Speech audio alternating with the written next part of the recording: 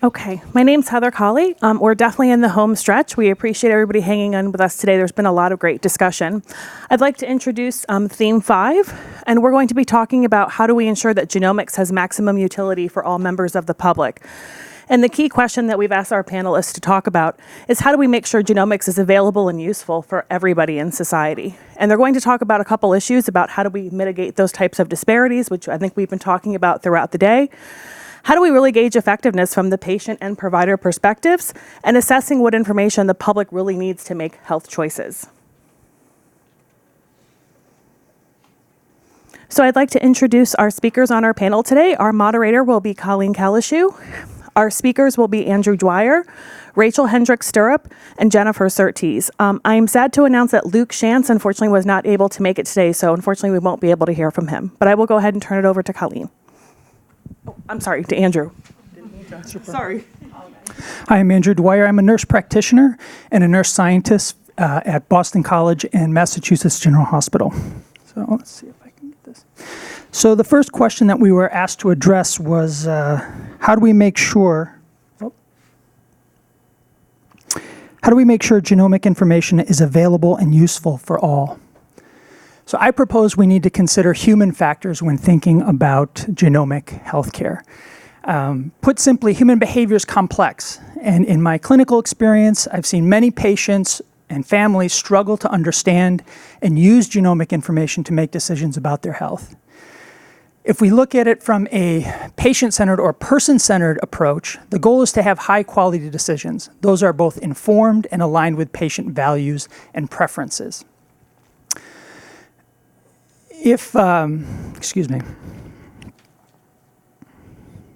So if we take the example of genetic testing, there are certainly high-quality decisions involve both cognitive and affective components. So certainly education, health literacy, and numeracy play important roles for cognitive processes.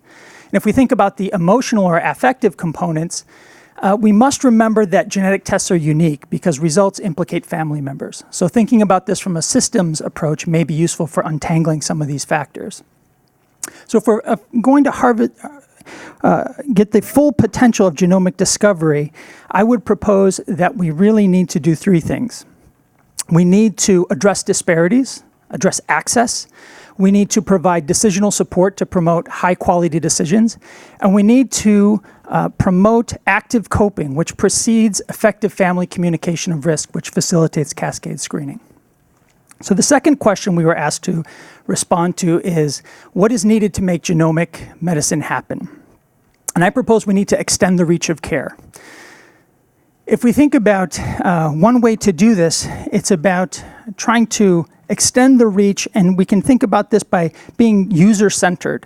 So the one idea is to use the principles of design thinking to overcome previous barriers to genetic testing decision-making. And this timeline gives you the steps that are involved in design thinking and really looks to overcome previous barriers that are related to human factors by thinking about diverse stakeholders and engaging them in the solution process and being user-centered. So what we've done is we worked with a design firm to create a web-based platform that provides access to decisional support, and this will promote high-quality decisions and support cascade screening. The module includes the approach includes 4 modules. The first is really about teaching people about the condition and helping them understand approaches to disease management. Secondly, it includes information about genetic testing and how results may influence their treatment decisions, but also how it may influence future decisions, such as fertility. The third module thinks about active coping, and this includes exercises to help them think about how to live with the genetic condition. And last, skill-building exercises to help them build confidence and gain self-efficacy for communicating with potentially at-risk family members.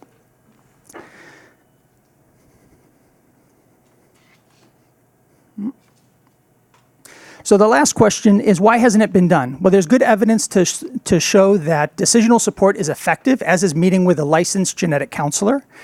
But to date, efforts have been piecemeal, meaning that they've been one-off, disease-specific decision aids that often lack a theoretical basis. So to overcome that's really problematic because really it makes reproducibility and interoperability challenging. It's like comparing apples to oranges. So to address this, what we propose to do is apply the rare common paradigm, which has been successful for gene discovery, and use that to look at decision making. So this is a schematic which shows you the two axes of prevalence and lethality. And the concept is if we compare experiences of patients facing a common life-threatening genetic condition with a rare life-altering condition, then we may be able to identify shared experiences that are common regardless of lethality or prevalence. And thinking about this overlap, that could form the basis for a modular approach that would be applicable to wide-ranging conditions. And this would be an effort to overcome some of the previous barriers, as well as help democratize genomics and then be scaled according to a web-based approach. Thank you.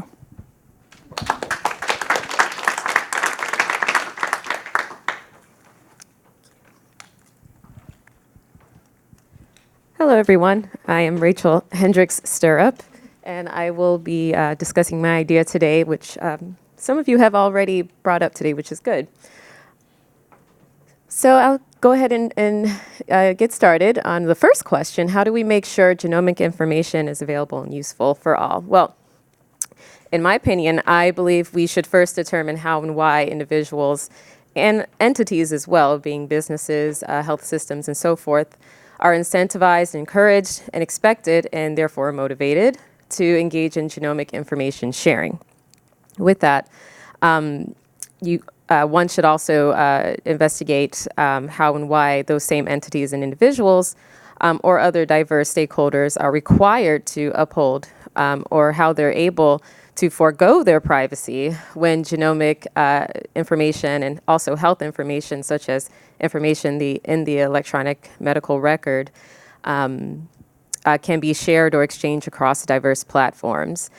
So essentially, there's, based on research that I've conducted and also researched myself through the peer-reviewed literature, I've seen variation, or I've noticed rather that there's variation in privacy expectations and preferences among diverse stakeholders.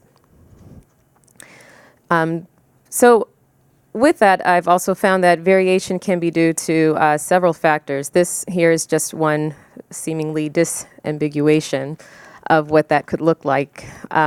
Variation can be due to, or at least based on intended outcomes or consequences following the use of genetic information. It also is affected by the weight of harms versus benefits.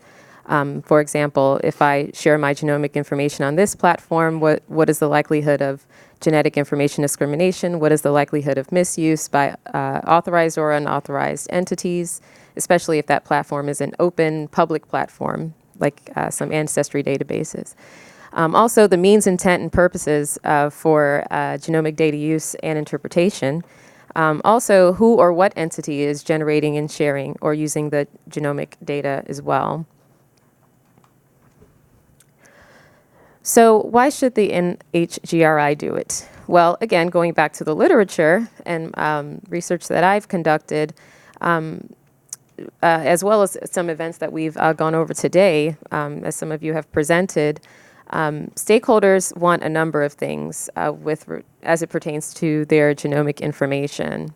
They want to learn about themselves and contribute to medical research. So there's a social good element to this. They want regulations, on the other hand, that protect them from privacy invasion, non-discrimination, but they also want a free market or an open market that would allow them to exchange their genomic information for various purposes. They also want personal control over the collection and exchange of their genetic information. As some of you have noted, patients want to own their health records, or at least their health information. Also, individuals want to be able to have access to their genomic information, such as the information they collect from direct-to-consumer genetic testing companies, their raw genomic data. They want to be able to own that as well. Among these other things that I that I could go over in detail, but many of you can read it here. A lot of it pertains to freedom of choice and enhanced protections against genomic information misuse.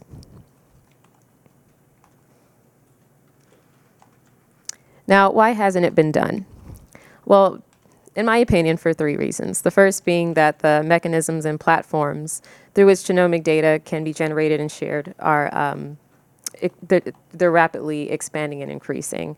As some of you have mentioned, there's blockchain, where individuals can share their genomic information in exchange for things like shares in a company or tangible value in the form of money. Also, some individuals want to identify relatives that are biological, so they share their information on open ancestry platforms and so forth. And also, a lot of attention and therefore resources and time is invested in setting privacy standards, but without a comprehensive understanding of individuals' privacy preferences and expectations. And then lastly, there are ethical considerations that I believe have yet to be fully explored to identify or at least consider the unknown risks to implementing potentially flexible privacy standards that would accommodate variations in privacy preferences and expectations based on individuals and entities' motivations to share genomic information.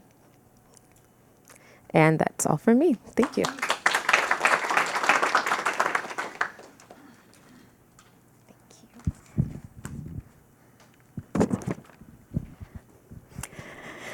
Okay. I'm Jennifer Surtees, and I'm at the University of Buffalo. And in addition to mechanistic work on or research on the mechanisms of genome stability, I also serve as co-director of the Genome Environment and Microbiome Community of Excellence at the university. And this is a transdisciplinary group of scholars and community stakeholders with this mission to advance our understanding of the genome and the microbiome, and to use these advances to benefit humanity in a just, broad-based, and beneficial manner. And we believe that the best way to ensure the appropriate use of this information is through genomic literacy and a campaign of genomic literacy. And for the past 4 years, we have approached this in a variety of ways, with the pictures illustrating some of them. So we have collaborated with artists, we have collaborated with dance faculty, we have created artworks, we have, so this is dancing in the microbiome. We have partnered with the Buffalo Museum of Science.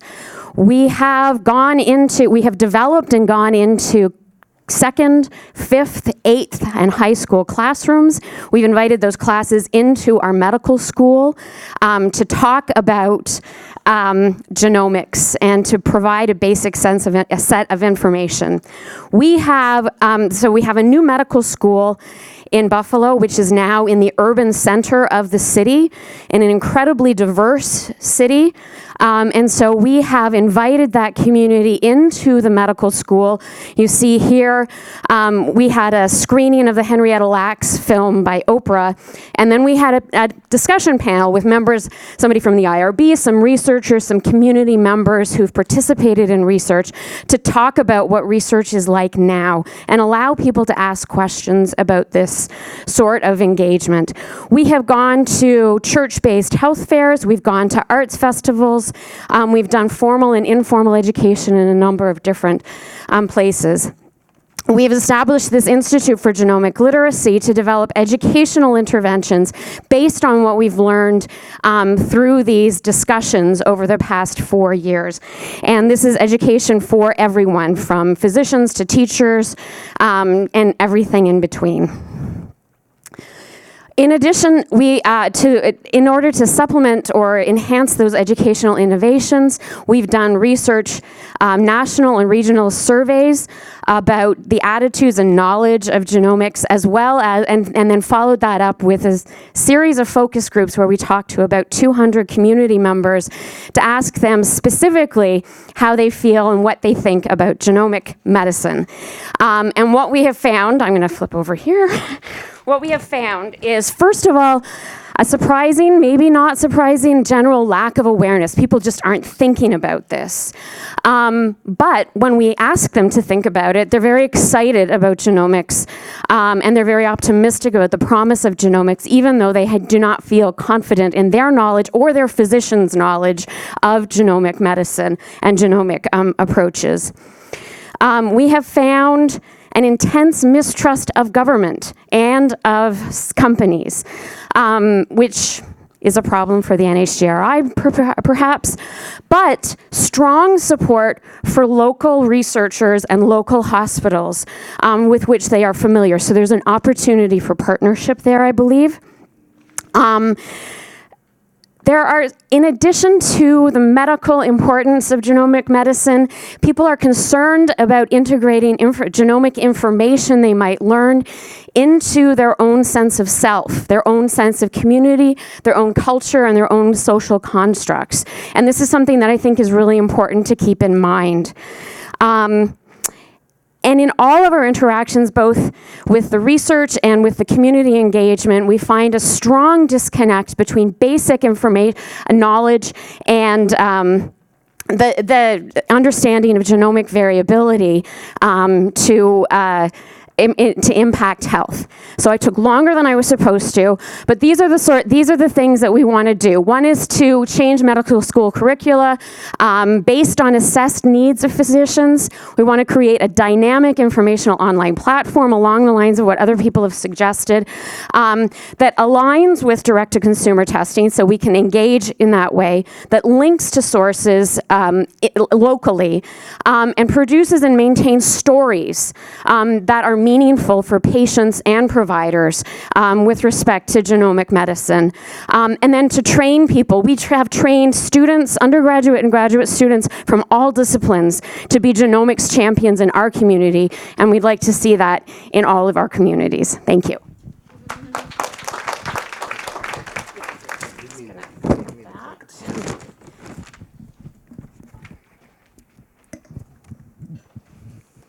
Thank you, all three of you, for those talks. They were really interesting. I really appreciated that they were all very, person-centered and person-focused. And how do we help people use this information? How do we help people share so we can all benefit from this information? And how do we get people more informed and engaged? I'm looking at the theme, and I wanted to get each of your thoughts on what I see as really two parts of this theme. The first is maximizing utility, and I'm curious what you think the main research question or questions might be that help us to help people maximize utility of genomics. I think, as I presented, I think one of the key, if we want to reap the full benefit of discovery, it's really about extending the screening through the family and finding people who are at risk. I think that's where the real gain is. It's not necessarily identifying the first case, the proband. So, for me, I think this usefulness is really about facilitating this communication through the family.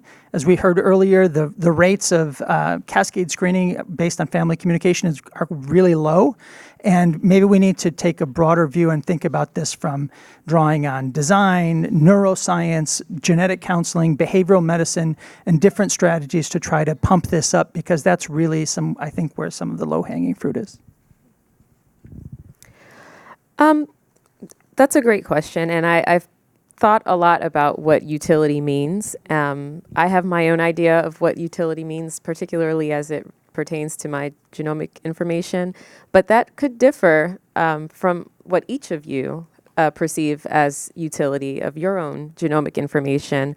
And around that, you have kind of this, a lot of ethical considerations as well. For example, I'm personally intrigued by how some individuals are comfortable with sharing their genomic health information. This can be found on various websites like the Personal Genome Project, Open Humans, and a lot of this information is identifiable. So you have and I think today they have over 6,000 users or something like that.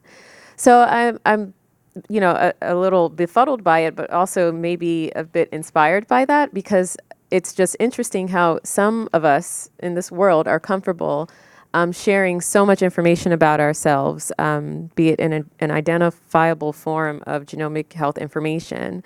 And then on the other hand, you have some individuals who would prefer to share their genomic information in ways that are more private, such as through blockchain, for example, where a lot of where the privacy is pretty much upheld, or seemingly upheld, but individuals can still benefit from sharing their genomic information by receiving economic incentives or so forth. So again, going back to utility, I think we need to understand what utility means to each individual, and what that along this realm of utility, kind of figuring out who's navigating through that and in what way to maximize on what they perceive as the utility of their own genomic health information. So I would just sort of echo that in terms of needing to ask people how they feel about these things and what they need, rather than assuming. And it is going to be different for different people and for different populations. But I think that's information that's important in order to ensure that maximize the dissemination and the use and the benefit of this information.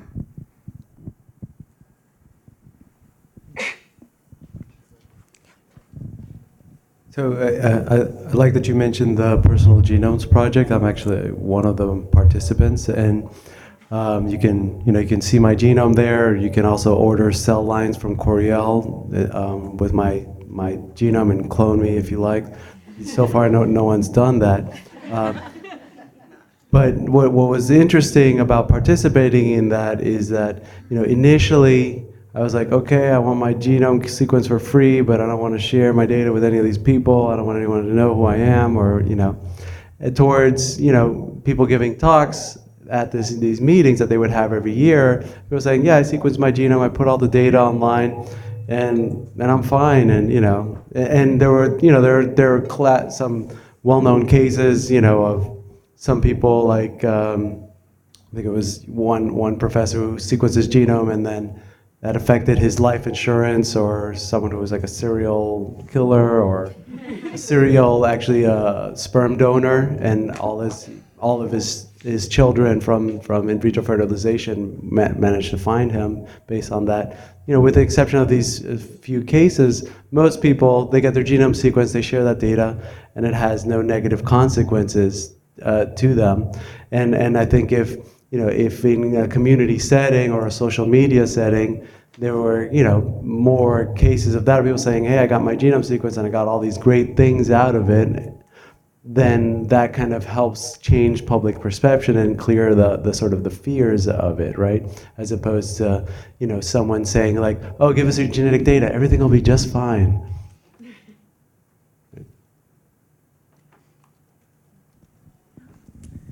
So a lot of my work is in rare disease research, and I'm always struck by the altruism of patients, as you said, to put it out there and try to help someone else or maybe benefit somebody else. But I do think it merits mentioning that if we're going to do this, that we really need to be engaging people in a respectful way and focusing on co-creating structures for solutions and communicating results. One of the projects that we recently did was actually providing a patient-facing page for patients receiving research genetic test results back. And we engaged in an iterative process with patients and clinical and genetics experts.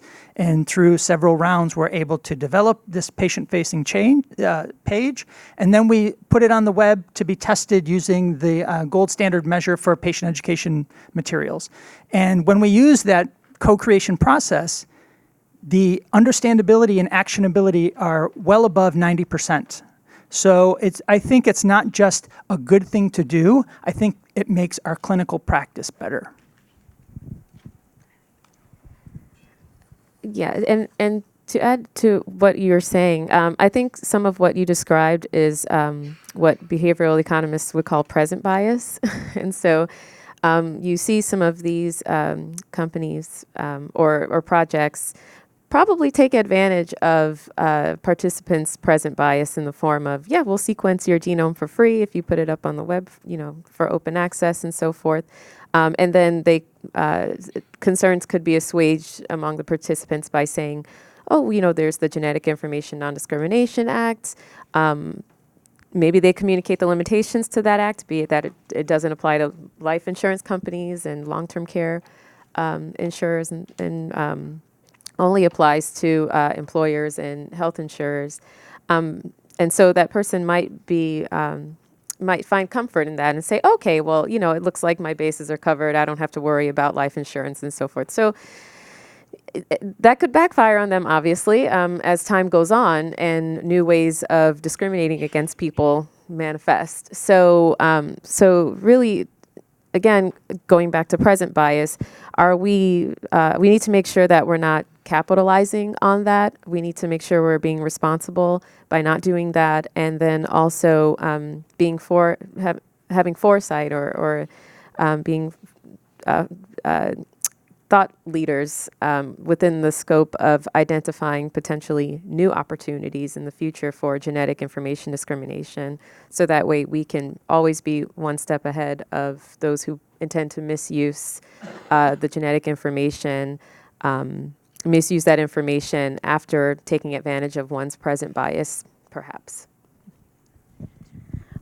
Yeah, one of the research themes that we've pulled out in our focus groups was actually a strong fear of discrimination and increased, that it would actually increase disparities in health and discrimination in healthcare because of, I don't know, malicious intent or whatever.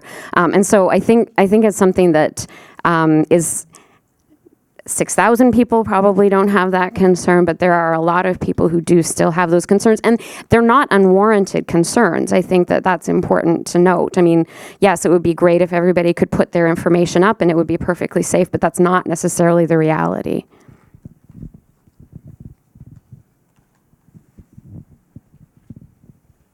So I guess some of that raises the question of, is something that NHGRI can do is actually fund secure data sharing or studies that are, so that's an infrastructure funding to fund secure data sharing, but to fund research studies that are either examining methods for secure data sharing or examining interventions that promote data sharing. So the other half of this theme is, first half is maximum utility. The other half is all members of the public. And all three of you, both in your talks and just now in discussion, have brought up the importance of kind of tailoring and individual assessment and meeting people where they're at. When we get to all members of the public, I'm curious some of your thoughts on how we scale that. How we, and of course, this is like the sweet spot of what I do for a living as a genetic counselor, but that's one-on-one, and how we try and have an individualized, value-based approach in all these different areas of genomics, so that we are bringing maximum utility for all members of the public. I mean, when I talk about audacious, that's an audacious statement. One knee-jerk reaction is to say, oh, we'll democratize it by making it freely available on the web for everyone to access it, right? But that doesn't always penetrate to everyone. Another thought is to think about what are the resources at our disposal that we're not using to get access.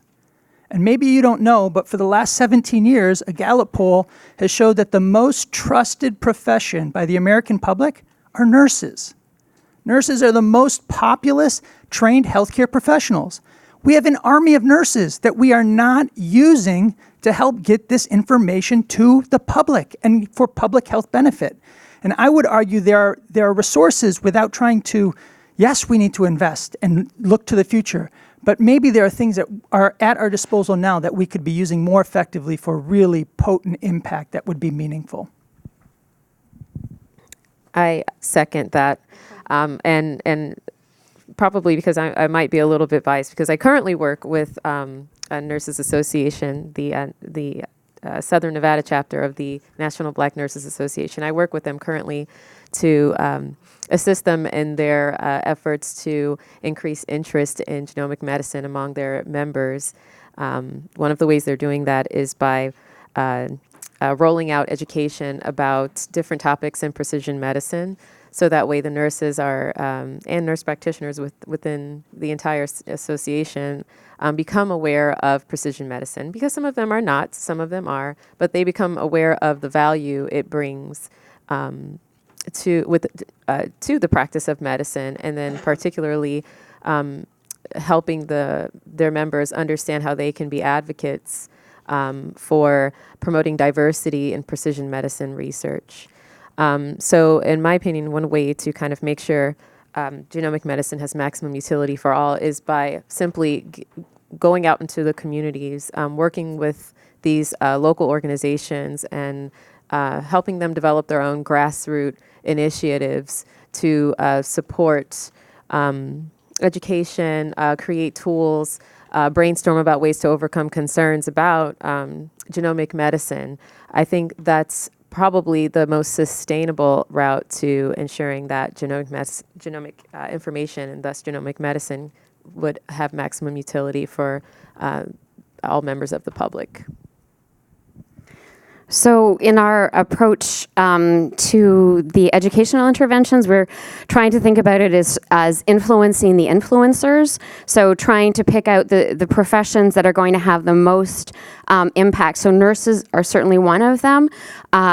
Teachers is a profession that touches everyone, and so we're working with teachers and to develop professional development to get information into the schools at all levels, so that we're starting to think about having people starting to think about this from an early age, and then going home and talking to their parents about it as well. And in the Institute for Genomic Literacy, we actually have faculty from 8 different academic units. So we have social work and law and education and nursing and public health and medicine and pharmacy. And one more, the College of Arts and Science. So we have a diversity of people who can then contribute to a sort of a holistic approach to these educational innovations, so that we can effectively target teachers without it being overly jargony or overly sophisticated in terms of how we present things and that sort of thing.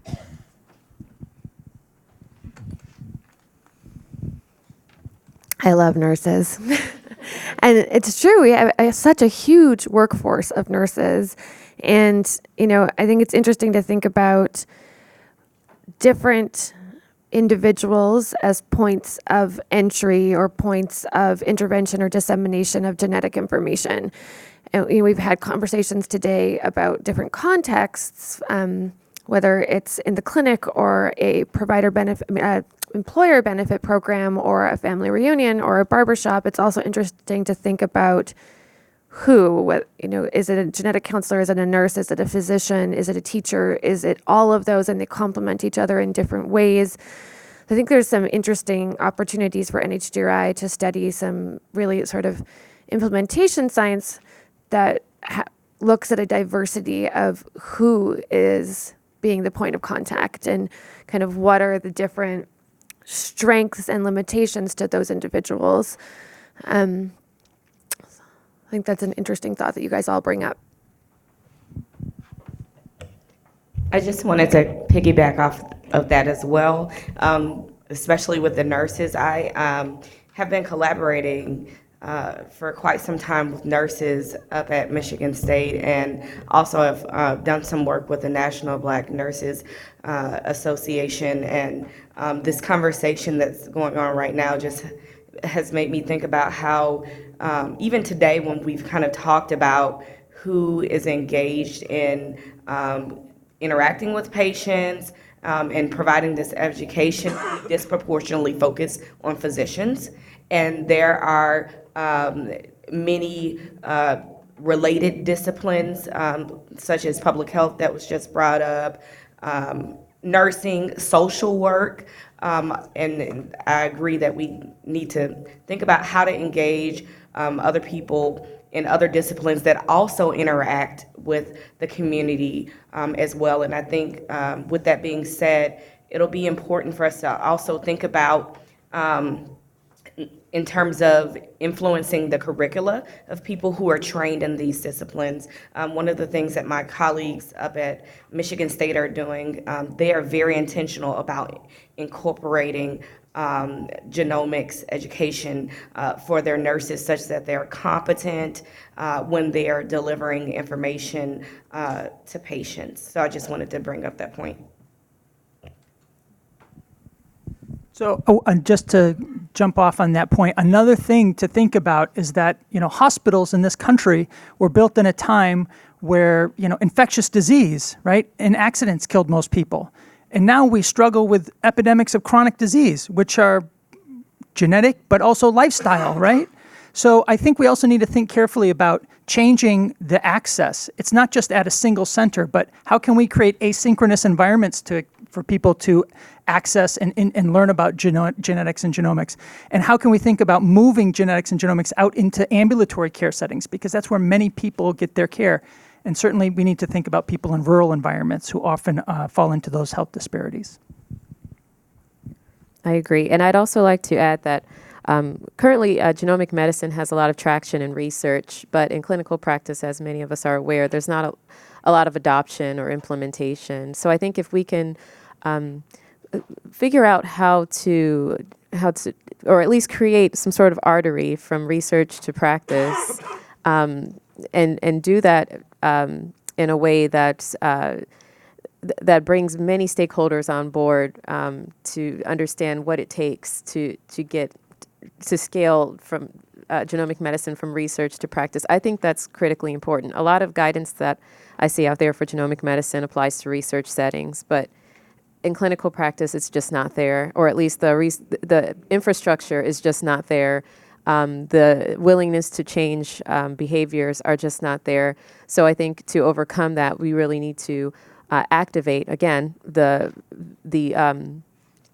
communities themselves, so that way they understand how genomic medicine fits into what they perceive as a culture of health, essentially.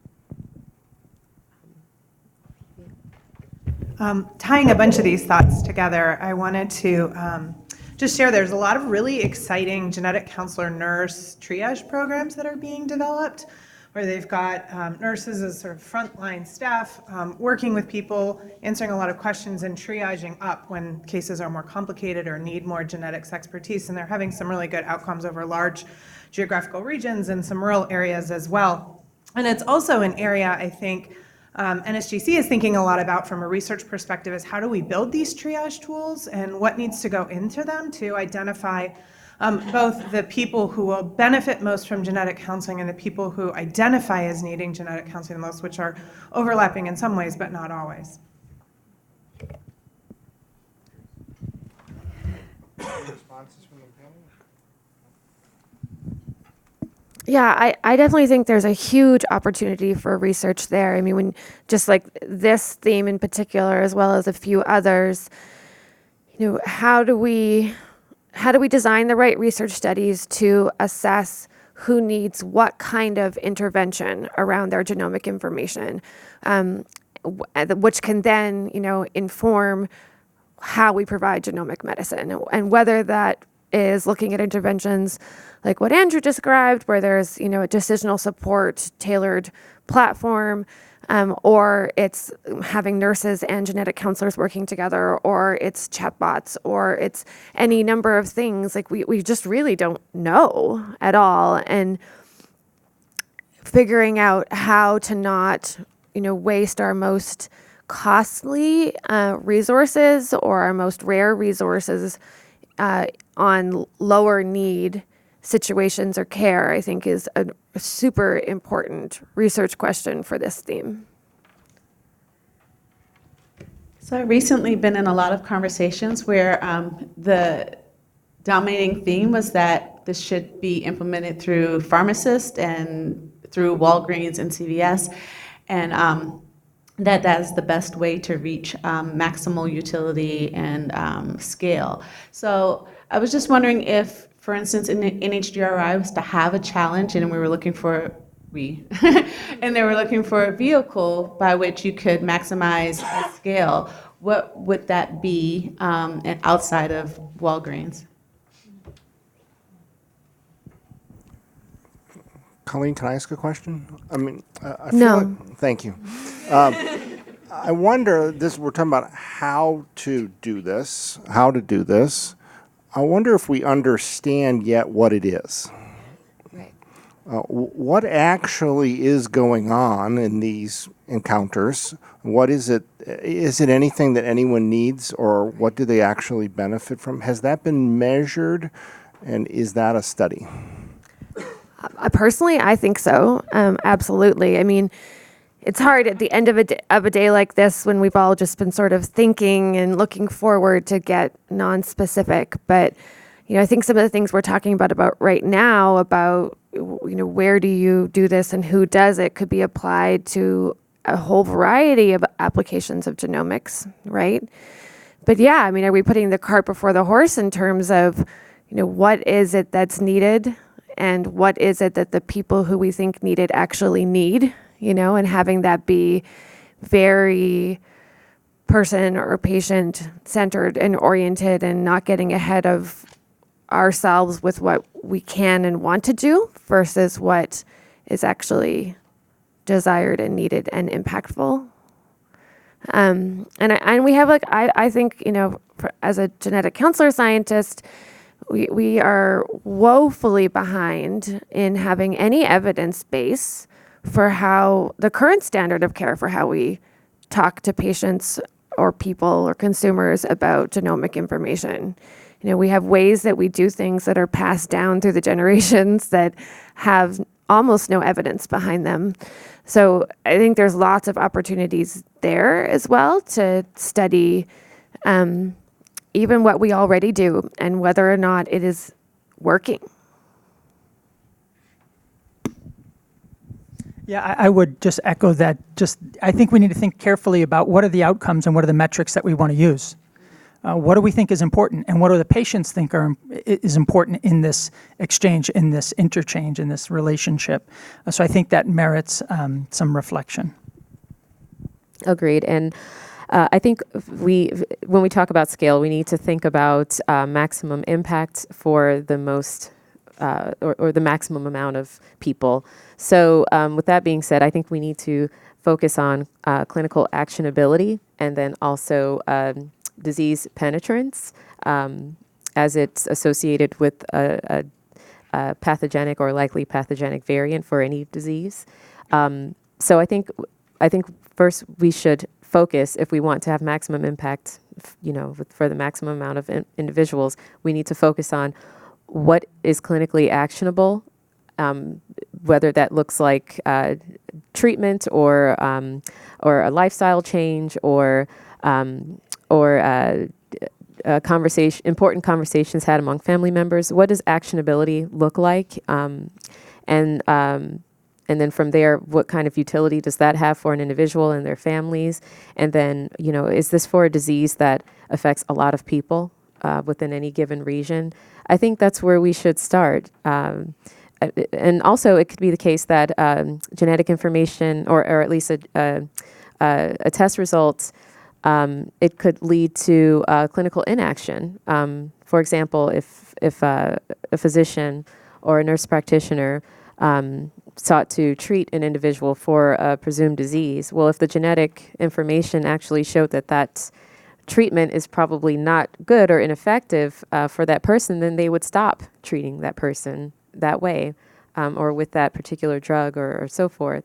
So I think we need to really hone in on what clinical actionability looks like, as well as inaction, and what the clinical utility around that is, and then determine from there how many people can be impacted by these decisions to really affect public health in a good way. And I think it's also really important to keep in mind something we've talked about in a couple of sessions is also just the limitations of what this genomic information can tell us in penetrance and with respect to penetrance and other factors, and then who's making those decisions about what of that information to be communicated or not to patients and that sort of thing as well.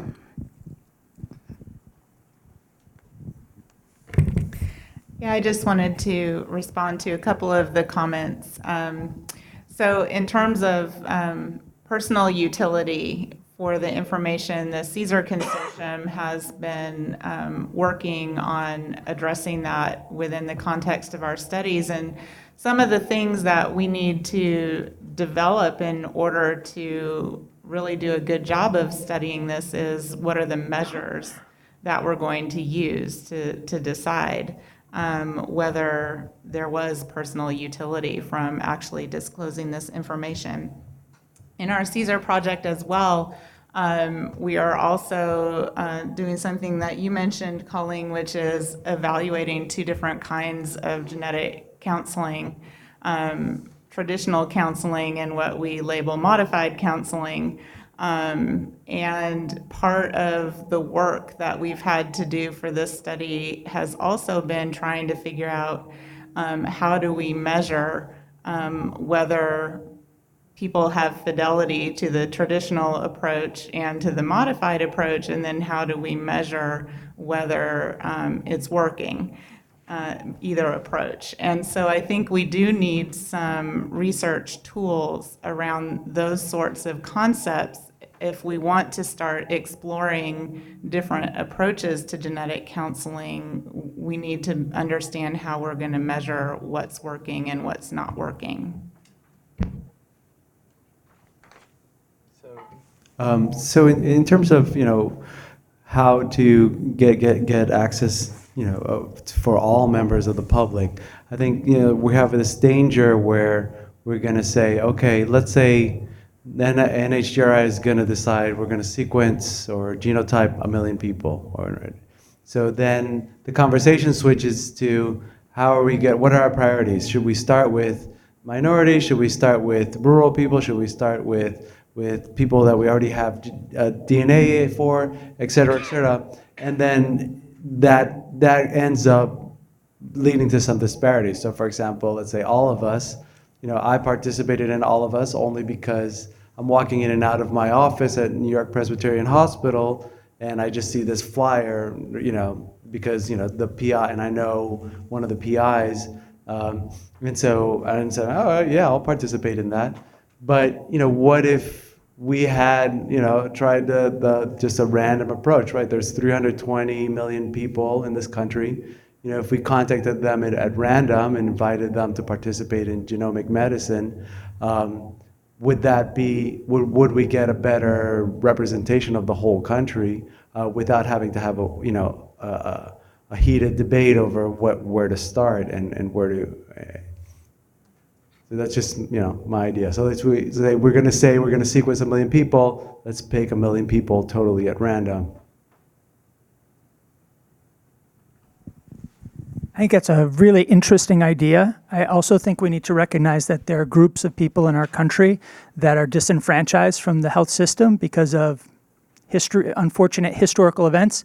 Also thinking about people in the rare disease community, 40% of patients are misdiagnosed, that they have a diagnostic odyssey. Those experiences seriously erode their confidence in the healthcare system and presents some significant barriers to be able to get a truly random sample. I think it also merits some reflection on some of those barriers.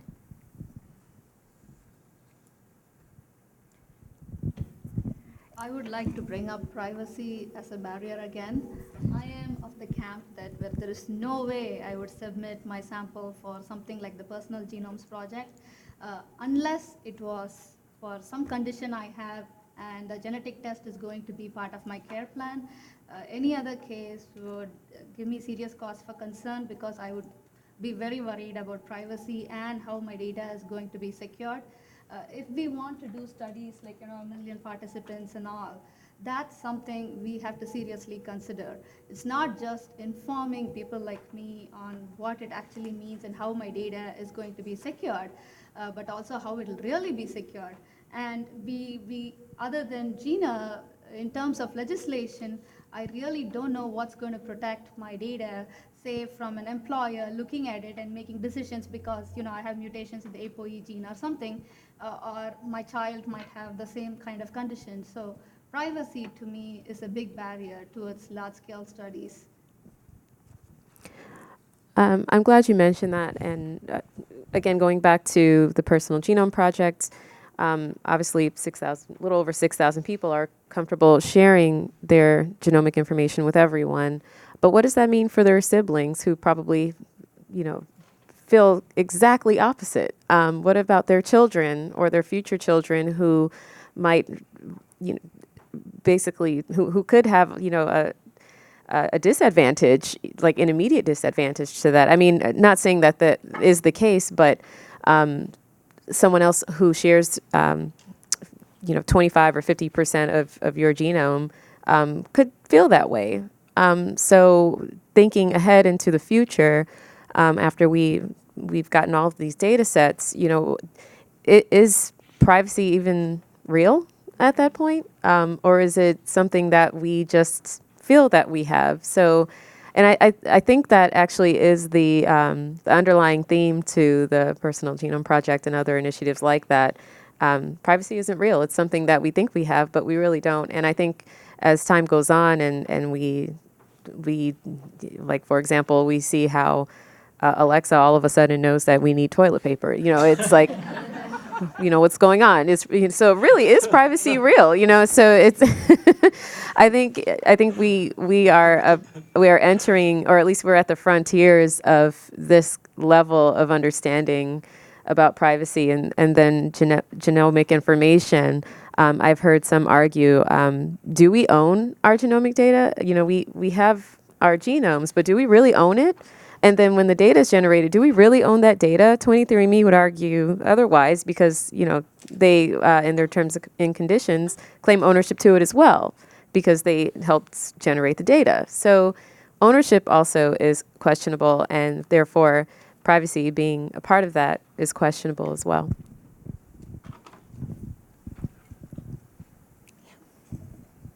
And so I'm glad privacy came up too.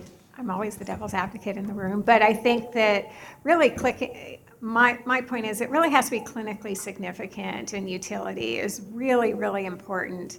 And I think that, just sequencing for the sake of sequencing because you can sequence really doesn't improve anybody's health, right? So really, what's the point of doing it? I think there has to be a real good reason to do it. And I think I don't know if there's any studies that have ever been done, and it's about informing patients so they can make a good informed decision. Every patient comes in with a different value system. Some come in with, I'll share everything. Like as a cancer patient, if my tumor was sequenced, I would share everything.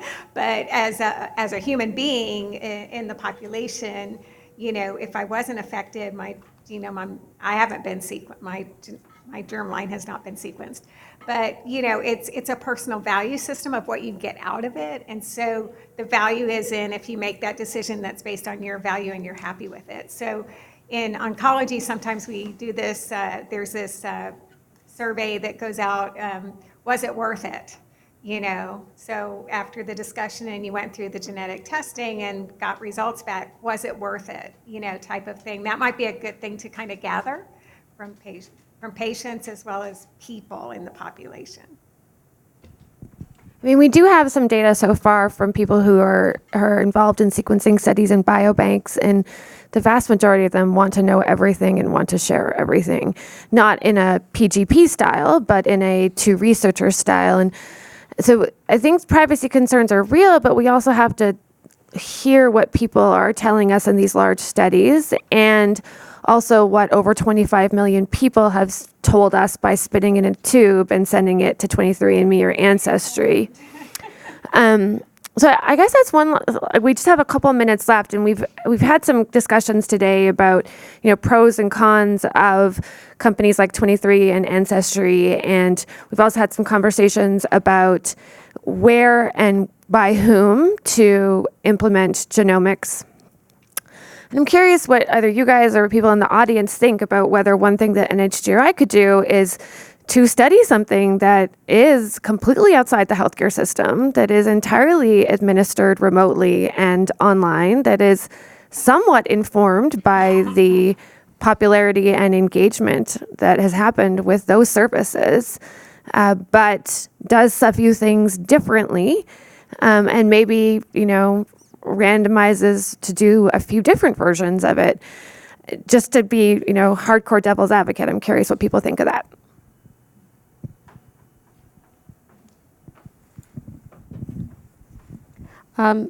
I personally think it would be interesting to explore the behavioral economics behind genomic information sharing. I think it's taboo because there are, again, a lot of ethical considerations.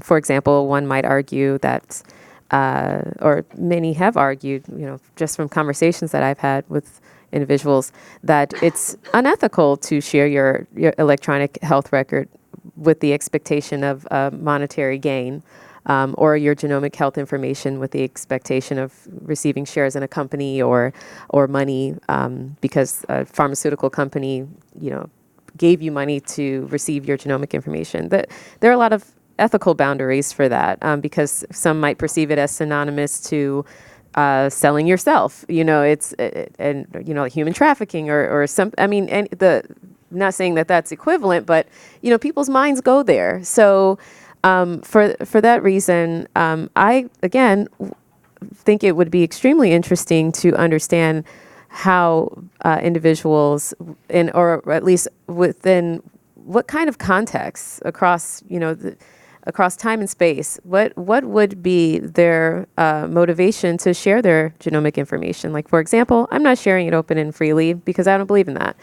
But I'll share it in a private fashion if I can receive profit share from a company over time, because I value that.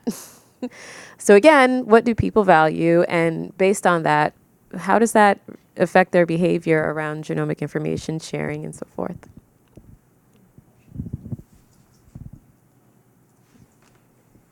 Just going to make a comment that health information is a commodity that is sold and bought all the time in aggregate by insurance companies, pharmaceutical companies, et cetera. That's a fact. So taking the position that it's unethical may be an ethical position, but you have to address what's going on that most people don't know is going on, and in order to reconcile whether we should not go into that space.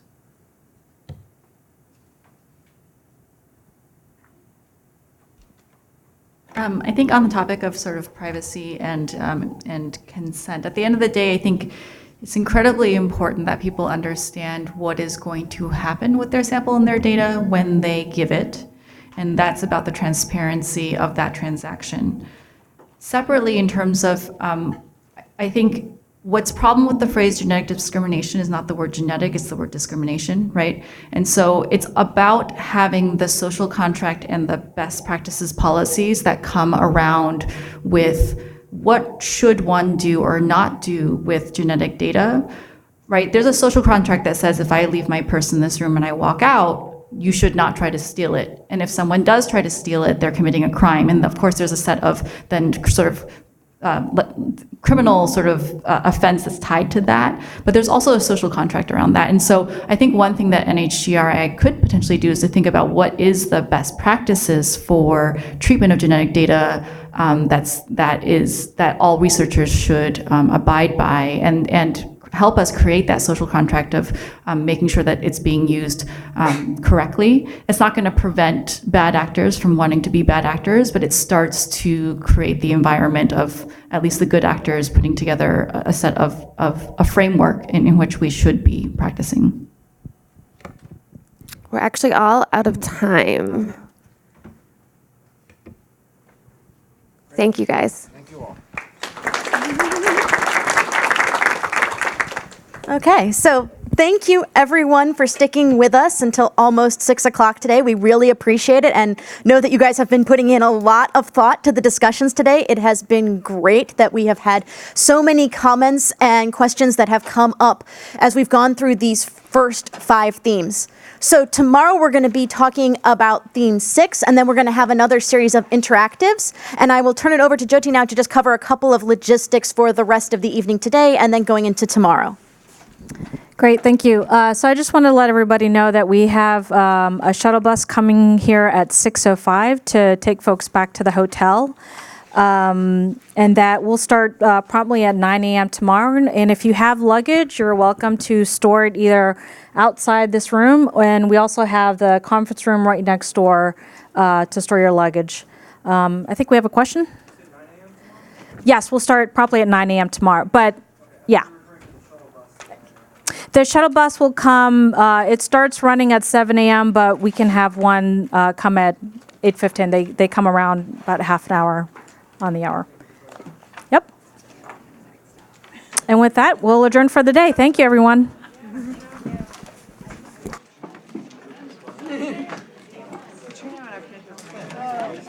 I want to hear more about your counseling.